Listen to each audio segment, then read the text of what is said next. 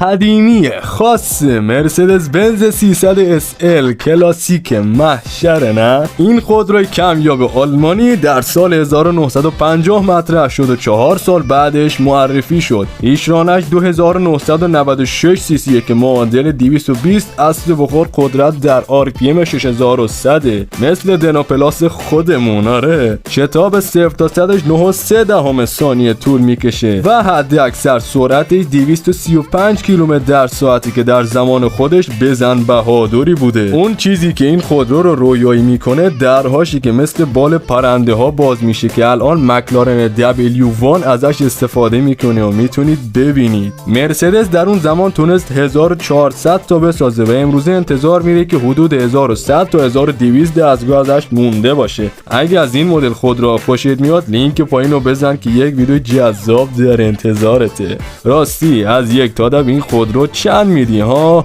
میشه گفت